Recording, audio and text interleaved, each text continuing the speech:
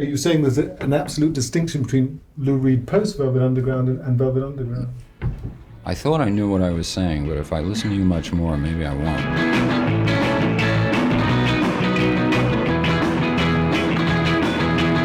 Certain combinations of individuals make a certain kind of sound. Gonna ball and shout together. And that particular sound that the four of us make is a really unique and fun one.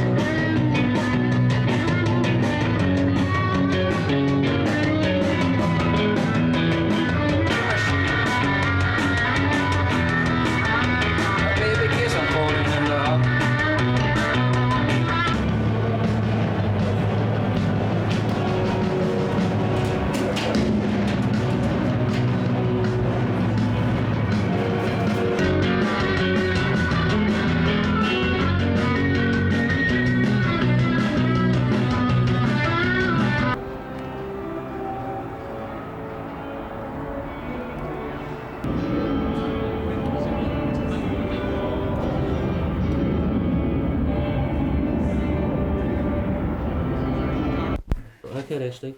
Yeah. Yeah, you're fine. Okay.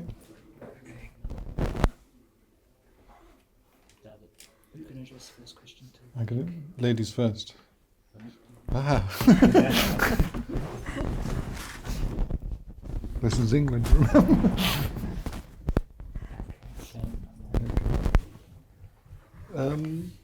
How long have you been rehearsing, first of all? I think since we've interrupted rehearsals, apologies on that score, and thank you again for talking to us, but how long have you been rehearsing and how's it going? We started about the 4th of May in New York, and we had 3 or 4 days off and came over here, and we started here 2 days ago. And was it kind of, I mean, it's been a long time since you rehearsed together. Yeah, very. And had it changed? No. Exactly the same. You picked up your sticks where you left off. Yeah, pretty much. Everybody felt that way. It just happened right away. Right. I've just having just interviewed Sterling, he said, kind of, given you've been apart so long, one of the acid tests is how it works in rehearsals. Yeah. And it works great. And are you effectively kind of recreating the sound of, I don't know, 20, 25 years ago? Not consciously or purposely. It just sounds that way with the 4 of us playing those songs. And was that instant? Yeah. What was the first song you actually chose to perform together when you rehearsed? Oh, I don't remember. Lou, is it possible you can explain the genesis, how did this all came about? I know it's the question you've been asked 3 million times by X number of rocks journalists. I just want your viewers to know that heavy breathing isn't me. It's your sound person who must be exhausted.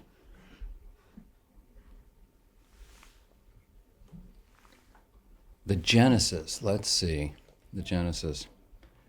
I would say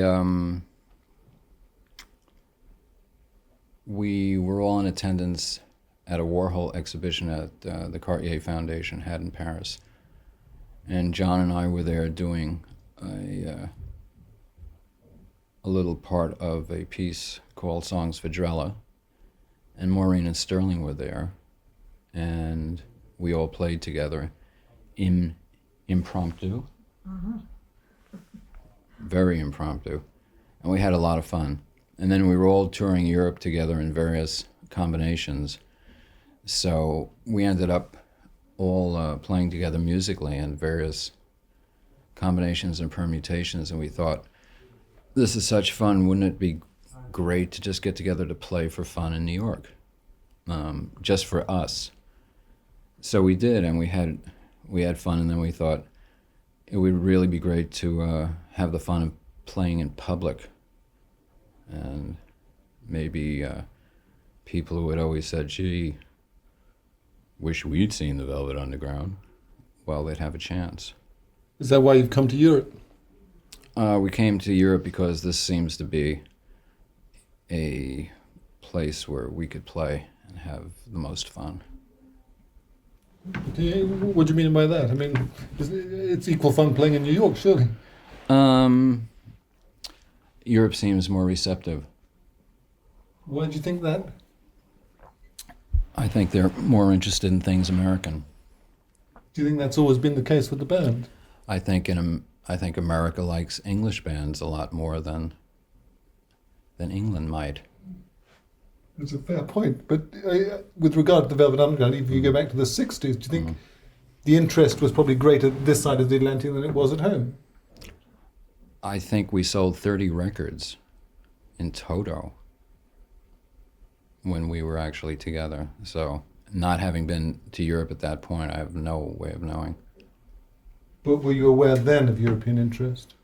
I'd never been to Europe at that point, so I'd have no way of knowing.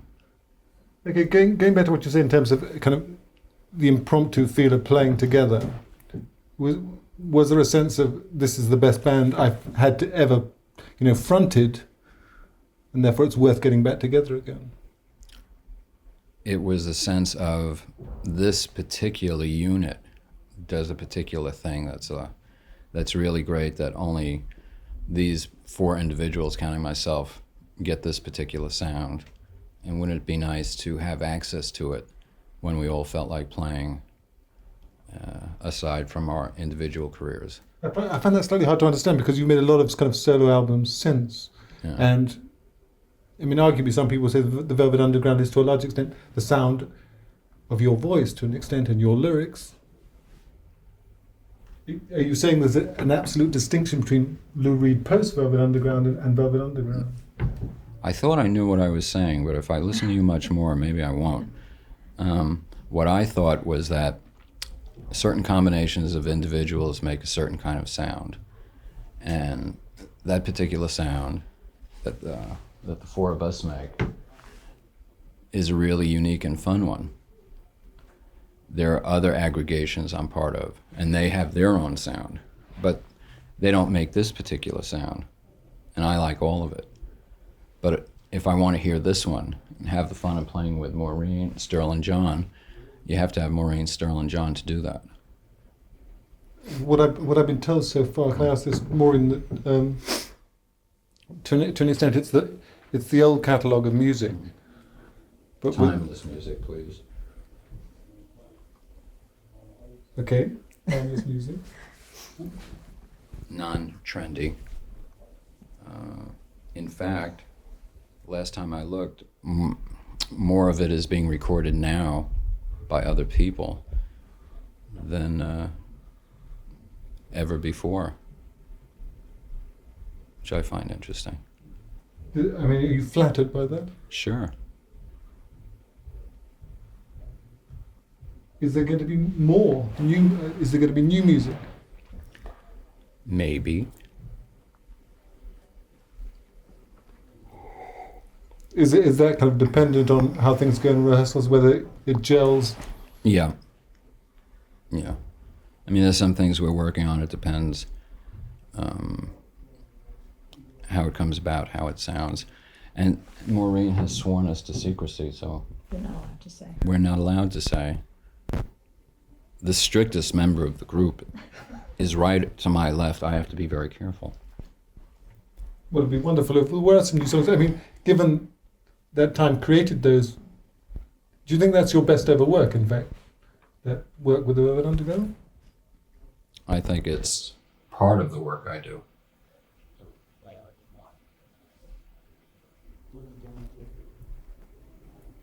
How long do you think you'll be together this time? 87 minutes, 93 minutes. This isn't a start-up of the Velvets. This is something for us to have fun and for the fans to have fun. Do you think, I mean, given you said about, like you sold 30 records back in the 60s, there's a point to be proved here. There's no point to be proved. We're just having fun. But it's important that people show up. And If they want to, We'll be there. I think it's more important we show up. does it sound as good as the old days? Well, I think it sounds a lot better. In what way? Well, I think we've all grown as musicians. I think we have access to better equipment, better miking, better sound. I think people will be able to hear us better. What about the question about, I mean, some people would, I mean, if playing devil's advocate, that this is to an extent an exercise in nostalgia. Well, then they shouldn't come. But do you think it's something new? Well, people who think along the lines you just said, like I said, they don't have to come. They wouldn't have liked it then. They won't like it now. Well, I liked it then and I like it now. Mm-hmm. I wondered whether you expected another generation. Well, let me Oh, ask you. absolutely. You're a journalist. You're here. I'm a musician. I don't pay attention to any of that, but you obviously do. Why don't you tell me? I think very highly likely, yes, Mm-hmm. Yes, what? that a new generation will come and see the band. Yeah, absolutely. Well, there's the answer. Yeah. It's better coming from you than it is from me. How would I know? I think the audience will be full of people to whom our music is new. Young people that have just, in the past couple of years, discovered Velvet Underground albums. Okay, I'm slowly running out of questions here. Is there anything else you'd like to impart? We're looking forward very much to playing for people who have always said, I wish I could have seen a Velvet Underground show. Well, now you can, with the original four members in great shape, up and barking. Thank you, Ollie. Thank you very much. Okay. So, thank you.